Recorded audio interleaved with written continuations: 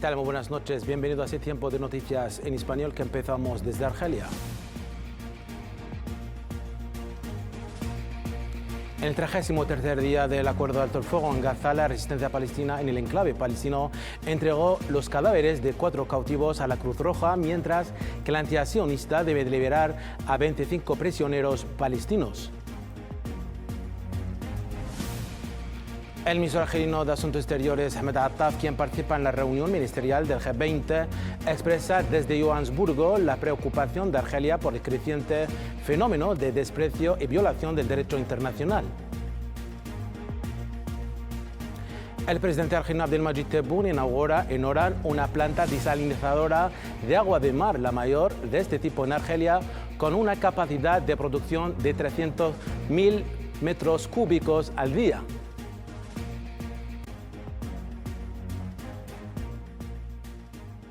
Hola de nuevo. Como decíamos en portada, la resistencia palestina entregó el jueves los cadáveres de 4 prisioneros sionistas al Comité Internacional de la Cruz Roja. En el marco de la primera fase del acuerdo de alto el fuego en Gaza, los medios de comunicación informaron de que el proceso de entrega de los cuerpos de los prisioneros sionistas de Hamas a la Cruz Roja tuvo lugar después de que la resistencia firmara la entrega en la zona de Bani Suhaila, al este de Khan Yunis. Las brigadas Al-Qassam a la militar de Hamas afirmaron que la resistencia hizo todo lo posible para preservar la vida de los prisioneros y entregarlos vivos a cambio de detenidos palestinos, pero los bombardeos sionistas impidieron el rescate de todos los prisioneros de la ocupación.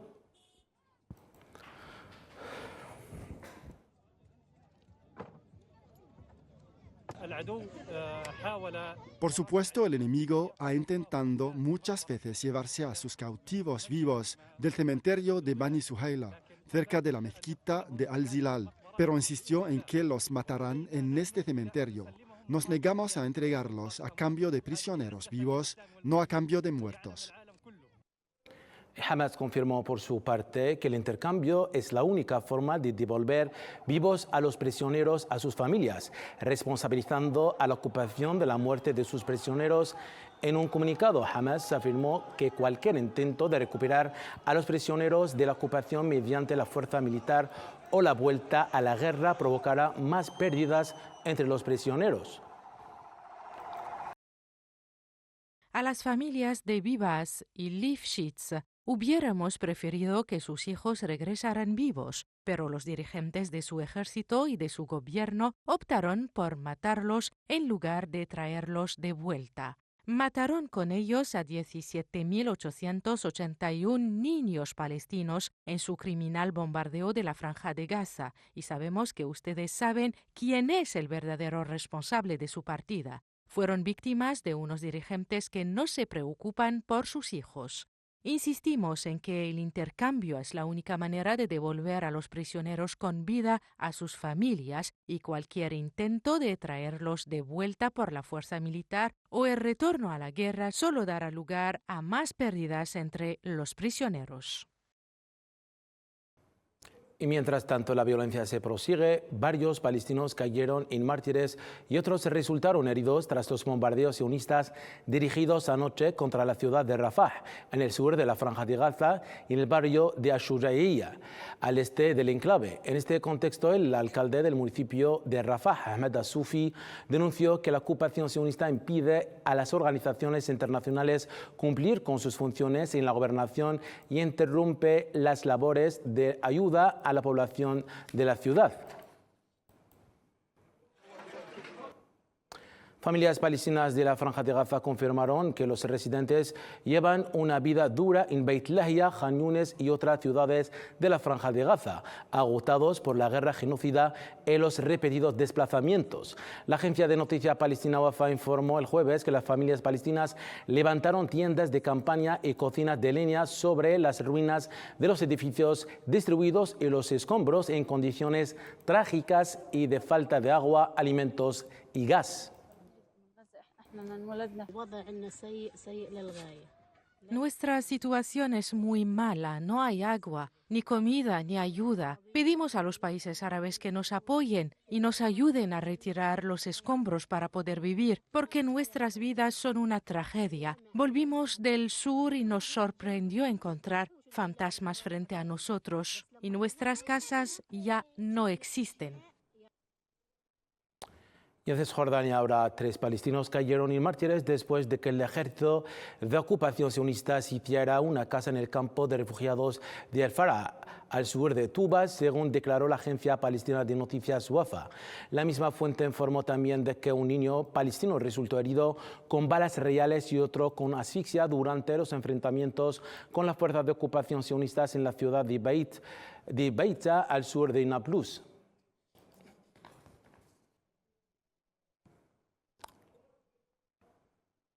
Quedemos en Cisjordania, donde la ocupación lanzó amplias detenciones heredadas en varias gobernaciones, deteniendo esta mañana a 10 palestinos cuando irrumpieron en pueblos, campamentos y barrios de la ciudad de Al-Jalil.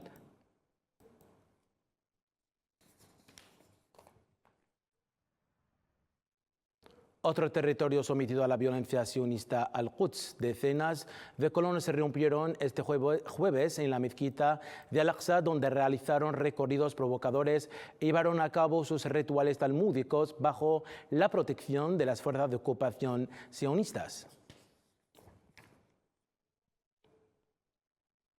Cambiemos de asunto. Argelia expresó su preocupación por el creciente fenómeno de ignorar, socavar y violar el derecho internacional.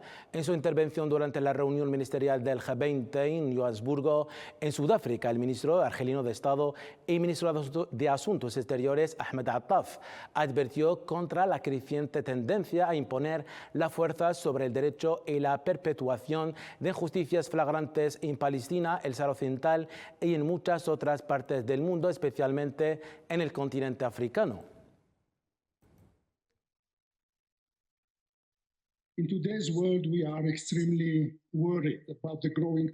Estamos profundamente preocupados por el reciente fenómeno de ignorar, socavar e incluso violar el derecho internacional, especialmente cuando se trata de las relaciones entre grandes potencias y naciones más débiles. Nos preocupa igualmente la reciente tendencia a imponer la fuerza sobre el derecho y a perpetuar injusticias flagrantes en Palestina y el Sahara Occidental y en muchas otras partes del mundo, especialmente en África. También nos preocupa la reciente tendencia a debilitar el sistema internacional multilateral y a marginar el papel vital de las organizaciones mundiales, en particular de las Naciones Unidas. Y el jefe de la diplomacia expresó la confianza de Argelia en Sudáfrica en su contribución para superar los crecientes desafíos a los que se enfrenta el mundo, llamando por otra parte al G20 a desempeñar el papel de impulsor de la rehabilitación del derecho internacional. Argelia está firmemente convencida de que el derecho internacional, el multilateralismo y las Naciones Unidas siguen figurando entre los logros más valiosos conseguidos por la humanidad en las últimas 8 décadas. Desde esta perspectiva, llamamos al G20 que actúe como fuerza motriz para restaurar el derecho internacional, revitalizar el multilateralismo y, por último, permitir que las Naciones Unidas desempeñen su papel vital y indispensable.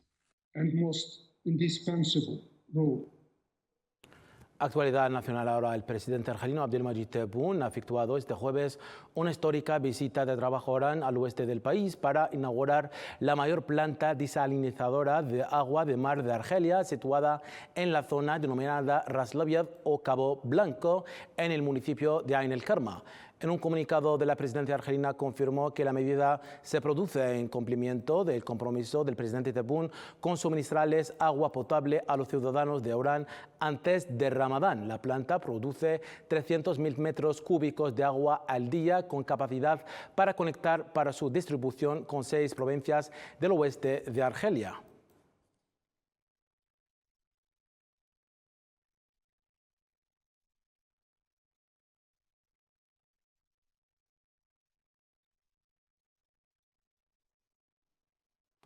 Al poner en marcha la planta desalinizadora de Cabo Blanco, el presidente argentino Abdelmadjid Tebboune subrayó que Argelia avanza con paso firme hacia la consecución de su mega logro para alcanzar su seguridad hídrica, saludando a los directivos y trabajadores de las empresas argelinas que han contribuido a la realización de este gran proyecto.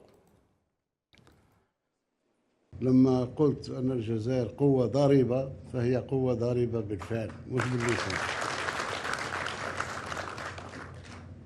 شاكرهم لأن يعني أعطيناهم توجيهات صح، ولكن كما يقولوا بالعامة داروا النيف،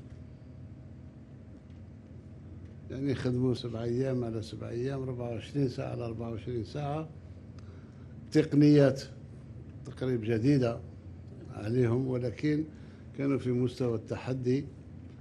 هذا اللي خلى الجزائر اليوم وصلت إلى درجة من التقنية والتكنولوجيا في تحلية مياه البحر اللي ممكن تفيد بها الأشقاء وتفيد بها الشعوب الأخرى. En su intervención, el presidente Tebboune subrayó que ese tipo de logro forma parte de una serie de 5 grandes plantas desalinizadoras de agua de mar que se inaugurarán estos 5 días.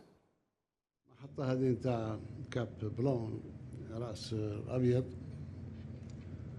هي أولى من سلسلة نتاع عدة محطات، 5 محطات إن شاء الله في ظرف هذه 5 أيام ندشنوهم كل واحدة بوحدة،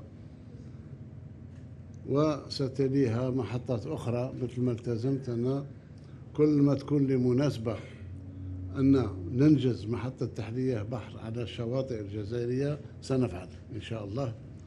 عندنا الإمكانيات، عندنا الرجال بالأخص. El presidente argelino subraya asimismo que Argelia avanza con paso firme hacia el dominio de las tecnologías modernas, elogiando la finalización de la planta desalinizadora de Orán en un tiempo récord. الجزائر مستقلة من أين انطلقت وإلى أين وصلت. يعني كل سنة وجزء من السنة ندخل في عالم آخر، تكنولوجيا وتقنيات. ربما في وقت فات في بداية الاستقلال كان صعب حتى حفر آبار عميقة. اليوم يعني تجاوزنا إلى مرحلة الإنجاز بالسرعة وبالتكنولوجيا الكافية، بحيث وضعنا الحجر الأساس لهذا المشروع العملاق منذ 25 شهر ولا أقل، واليوم لنا الشرف باسم الجزائريات والجزائريين، باسم الجزائر المستقلة، جزائر تحدي، جزائر المنتصرة، أننا ندشن في ظرف 26 شهر. راه الإنسان اللي ما مارسش في الورشات ما يعرفش قيمة هذه المعجزة بحد ذاتها. En la contienda saharaui, el Frente Polisario declaró que la visita de la ministra francesa a los territorios saharauis ocupados constituye un nuevo capítulo de la agresión contra el pueblo saharaui. El representante del Frente Polisario ante las Naciones Unidas, Sidi Mohamed Ammar, subrayó al respecto que refleja la hostilidad de la Francia oficial hacia el pueblo saharaui y sus legítimas aspiraciones de recuperar su soberanía sobre todas las partes de su patria, resaltando que Francia ha estado apoyando política, diplomática y militarmente al Estado de ocupación marroquí desde el comienzo del conflicto, en total contradicción con sus responsabilidades como miembro permanente del Consejo de Seguridad de la ONU y con la letra y el espíritu de la Carta de la ONU. Tratándose siempre del expediente saharaui, las autoridades marroquíes han retenido este miércoles en un aeropuerto del Sahara Occidental a una amplia delegación del Parlamento Europeo compuesta por Lucy Saramo, Finlandia, Catarina Martís, de Portugal, e Isabel Serra, de España, que viajaron al ayuno ocupado por Marruecos para realizar una misión de observación sobre el cumplimiento de la reciente sentencia del Tribunal de Justicia de la Unión Europea que anula los acuerdos de agricultura y pesca entre la Unión Europea y Marruecos. Veamos ahora a continuación la declaración de Serra Isabel, nada más llegar a nada más llegar a España. De ciudadanía europea, que hemos sido elegidos precisamente para salvaguardar y para trabajar por los derechos humanos y por el cumplimiento del derecho internacional. Y para eso era la misión para la que hemos intentado entrar en el Ayun. Nos han impedido entrar, no solamente nos han impedido entrar, sino que no nos han dado ningún tipo de justificación, no nos han explicado quién estaba tomando esa orden, y directamente nos han empujado y nos han metido dentro del avión y nos han deportado aquí. Pasamos a Libia. La representante especial del secretario general de la ONU y jefa de la misión de apoyo de la ONU en Libia, Hanna Serwa Tateh, llegó este jueves a Libia para asumir oficialmente sus funciones. En un comunicado emitido por la UNICIMIL, Hanna Serwa Tateh indicó que la misión seguirá su labor de apoyo a las instituciones libias para que puedan celebrar elecciones de acuerdo con una visión nacional global y integradora.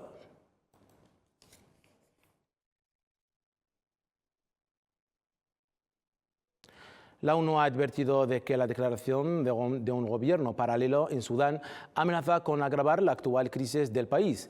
El portavoz del secretario general de la ONU, Stéphane Dujarric, expresó su preocupación por el anuncio previsto para mañana de que las fuerzas de apoyo rápido formarán un gobierno paralelo, lo que dividiría aún más a Sudán y exacerbaría la crisis.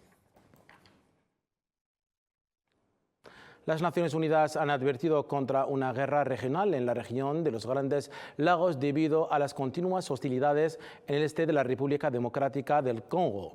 Durante una sesión informativa del Consejo de Seguridad sobre la República Democrática del Congo, el enviado especial del secretario general de la ONU para la región de los lagos, Wang Xia, afirmó que la gravedad de la situación actual en el este del país requiere una atención colectiva para hacerle frente.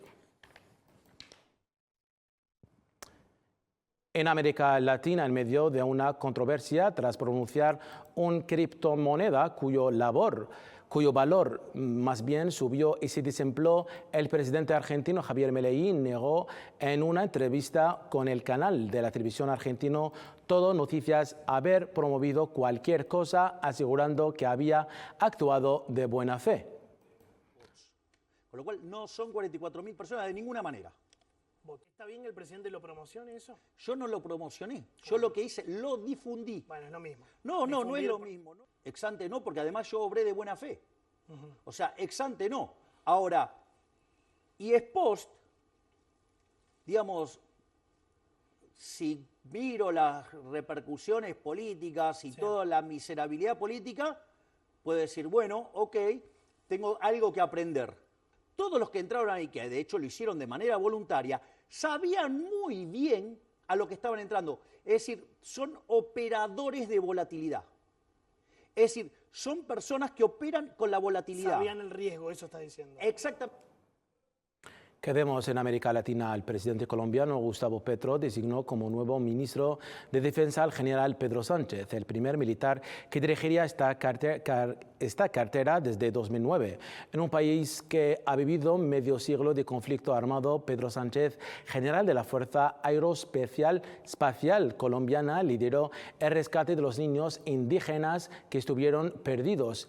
Recuérdense, en 2023, 40 días en la Amazonía tras un accidente aéreo.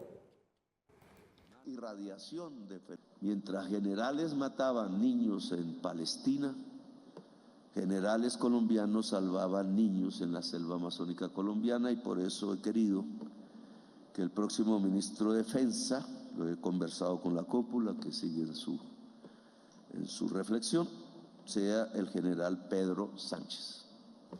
Bueno, gracias.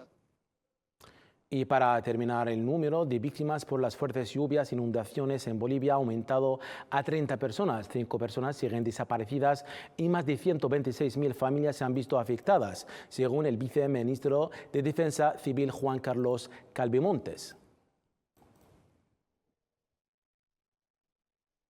Con el expediente latinoamericano pues cerramos las páginas de este informativo. Gracias por su amable atención. Cita mañana. Muy buenas noches.